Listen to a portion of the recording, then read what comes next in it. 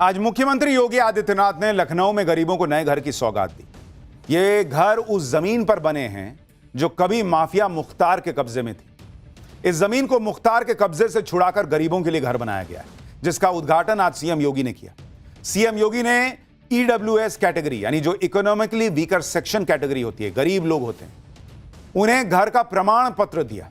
साथ ही लोगों को बॉक्स में गिफ्ट भी दिया। घर का सपना पूरा होने पर लोगों के चेहरे पर खुशी दिख रही थी। इस दौरान सीएम योगी ने घर के मालिकों से भी बात की। जिन लोगों को घर मिला उनके परिवारों से मिले, छोटे बच्चों को गोद में लिया, दुलार किया और बच्चों को चॉकलेट भी बांटी। यह जमीन लखनऊ की प्राइम लोकेशन में से एक है, जिस पर माफिया मुख्तार ने कब्जा कर लिया था। आप देखिए कि लखनऊ के डालीबाग में 2322 वर्ग मीटर जमीन खाली कराई गई। इस जमीन पर मुख्तार अंसारी की आलीशान कोठी बनी हुई थी। खाली करा के यहां सरदार पटेल आवासीय योजना लॉन्च की गई। 3 मंजिला इमारतों में 36 स्क्वायर मीटर के 72 फ्लैट बनाए गए। पानी, बिजली, सिक्योरिटी और पार्किंग की व्यवस्था की गई। सरदार पटेल को समर्पित एकता गार्डन भी बनाया गया। यानी जिस जमीन से माफिया मुख्तार अपनी हुकूमत चलाता था, बंगला बनाता था, आज उसकी विरासत ही खत्म कर दी बॉस। बंगला मिट्टी में मिल गया और जो माफिया का गुरूर था वो भी मिट्टी में मिल गया और उस मिट्टी पे घर बनाया गरीब का। उस जमीन पर गरीबों के लिए आशियाने बने हुए हैं। सीएम योगी ने कहा कि पहले की सरकारों के दौरान कैसे माफिया पनपते थे, लोगों को याद रहना चाहिए। सुनिए एक बार। डीजीपी का आवास इसके ठीक सामने है। डीजीपी आवास के ठीक सामने समाजवादी पार्टी की सरकार के समय एक माफिया भूमि पर, सरकारी भूमि पर कब्जा करके अपनी आलीशान कोठी खड़ी कर देता है। और जब उस माफिया को गिरफ्त में लेना प्रारंभ किया तो उसको बचाने के लिए मैं देख करके दंग था। कैसे कैसे लोग उसको बचाने के लिए पैरोकार बन करके उसकी पैरवी करते हुए दिखाई दे रहे थे। मुख्यमंत्री योगी आदित्यनाथ का फंडा क्लियर है। यूपी में माफियाओं और अपराधियों की नहीं चलेगी। यूपी में कानून का राज चलेगा। पहले जिन माफियाओं से लोग डरते थे, खौफ खाते थे, आज उन्हीं माफियाओं की जमीन पर बने घर पाकर खुश हो रहे हैं। 72 परिवार जिनको लॉटरी के जरिए घर मिला है, उनकी खुशी का ठिकाना नहीं है। लोग कह रहे हैं कि योगी सरकार में ही घर का सपना पूरा हो सकता है। सुनिए पब्लिक क्या कह रही है। सपना तो हर किसी का होता है, लेकिन साकार सिर्फ योगी सरकार ने किया। जी अचानक सपना पूरा, सोचा भी नहीं था कि मिलेगा, लेकिन अचानक हुआ तो सपना पूरा हो गया। जब तक योगी जी की सरकार है कोई डर नहीं रहेगा सर।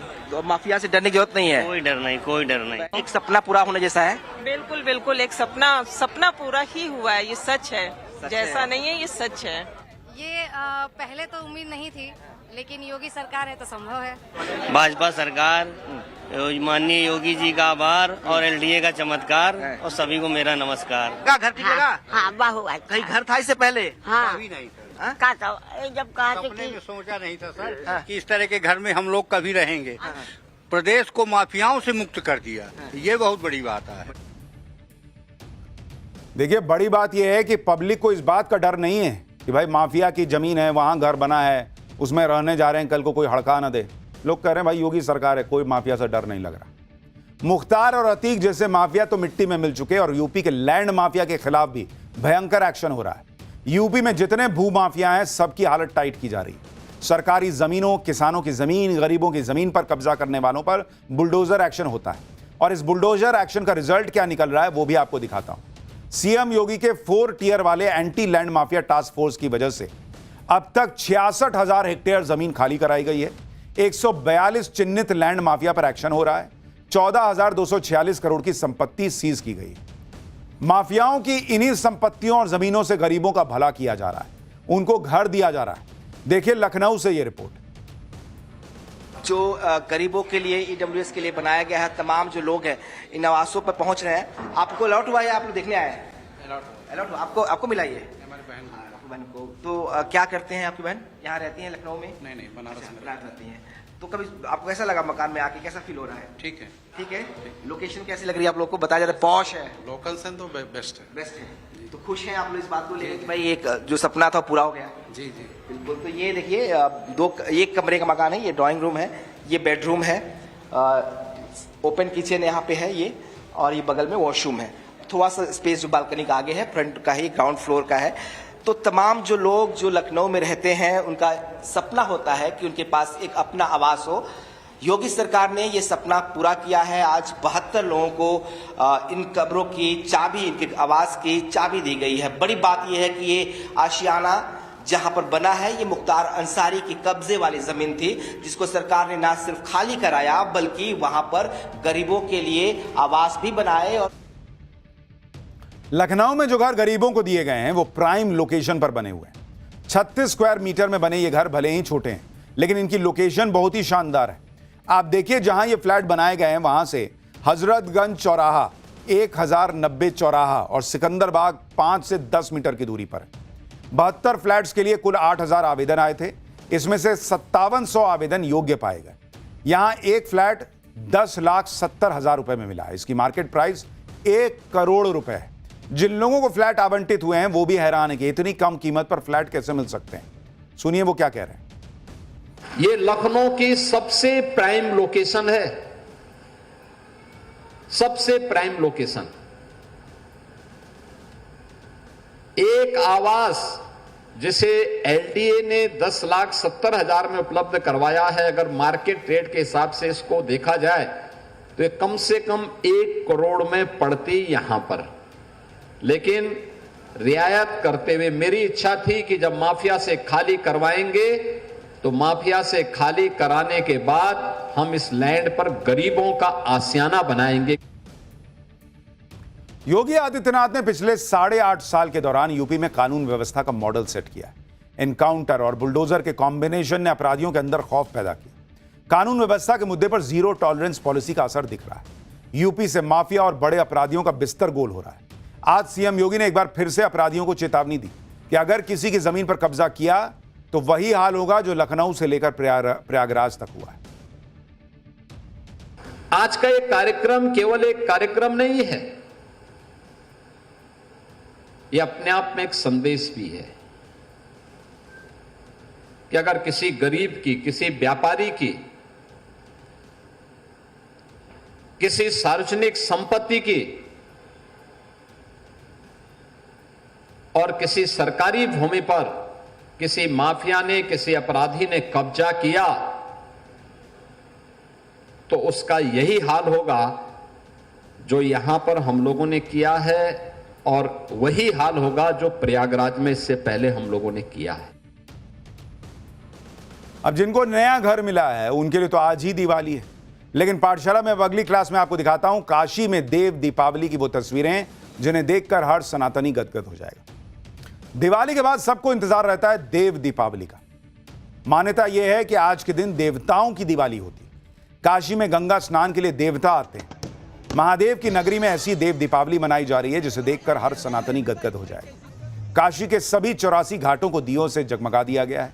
दिवाली के 15 दिन बाद कार्तिक पूर्णिमा के मौके पर देव दीपावली मनाई जाती है। अयोध्या में भी ऐसी ही भव्य तस्वीर दिखी। इस बार एक बार फिर नया रिकॉर्ड बनाते हुए 26 लाख से ज्यादा दियों से सरयू तट को रोशन किया गया। आप तस्वीरें देखिए कितनी शानदार हैं आज की। इस बार की देव दीपावली में क्या खास है, सीएम योगी ने कैसे मनाई देव दीपावली, कितने श्रद्धालु देव दीपावली में शामिल हुए, देव दीपावली की खास रंगोली क्या है, ये सब आपको दिखाऊंगा। लेकिन पहले ये देखिए कि इस मौके पर कैसी दिख रही है काशी और गंगा के घाटों का नजारा कैसा है। देव दीपावली के मौके पर गंगा घाट पर टाइम्स नाउ नवभारत की टीम मौजूद थी। इस दौरान कैसी दिख रही है काशी नगरी और श्रद्धालुओं में कितना उमंग था, जरा उस पर एक रिपोर्ट देखिए। वाराणसी के नमो घाट पर पहला दिया जलाकर सीएम योगी ने देव दीपावली का शुभारंभ किया।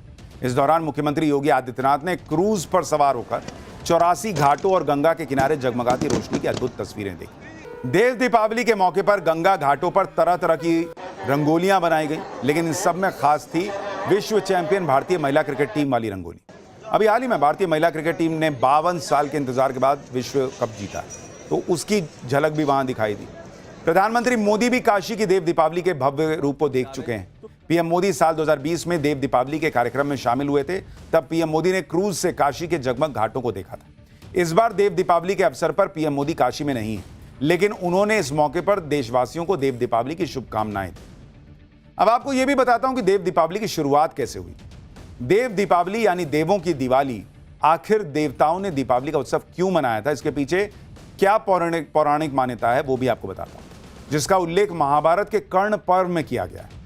महादेव के पुत्र कार्तिकेय ने देवताओं के साथ मिलकर ताड़कासुर राक्षस का वध किया था। इसके बाद ताड़कासुर के तीनों पुत्रों ने देवताओं से बदला लेने का प्रण किया।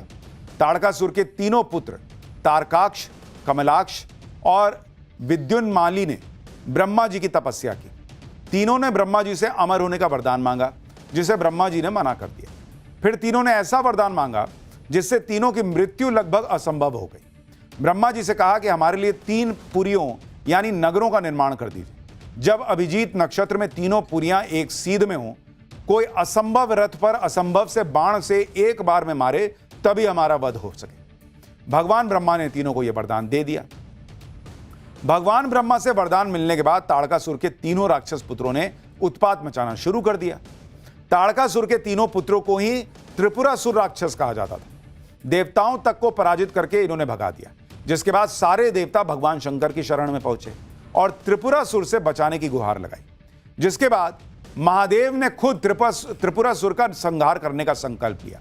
महादेव के लिए पृथ्वी को रथ बनाया गया। सूर्य और चंद्रमा इस रथ के पहिए बनाए गए। मेरु पर्वत धनुष बना और वासुकी धनुष की डोर बने। भगवान विष्णु स्वयं बाण बन गए। ऐसे महादेव का असंभव रथ और तीर तैयार हुए। इसी रथ पर महादेव युद्ध करने के लिए आए। अभिजीत नक्षत्र में महादेव ने बाण चलाया, एक साथ त्रिपुरासुर की तीनों नगरी भस्म कर दी। इसी के बाद महादेव को त्रिपुरारी कहा जाने लगा। कार्तिक पूर्णिमा के दिन त्रिपुरासुर का वध हुआ।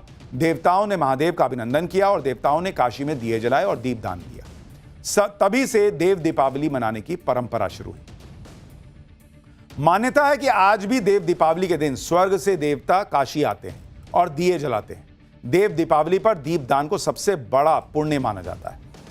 देव दीपावली पर आज काशी का हर घाट चमक रहा है, लाखों दिए जगमगा रहे हैं। लेकिन आप जानकर हैरान रह जाएंगे कि गंगा घाटों पर दिए जलाकर देव दीपावली मनाने की शुरुआत क्रिकेट खेलने वाले लड़कों ने की थी।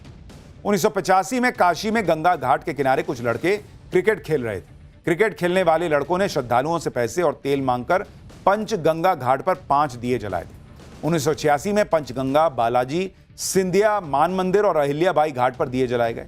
87 तक दशाश्वमेध घाट समेत कुल 15 घाटों पर दिए जलाकर देव दीपावली मनाई जाने लगी और अब इसी को आगे बढ़ाकर भव्य तरीके से काशी के सभी घाटों को दियों से रोशन किया जाता है।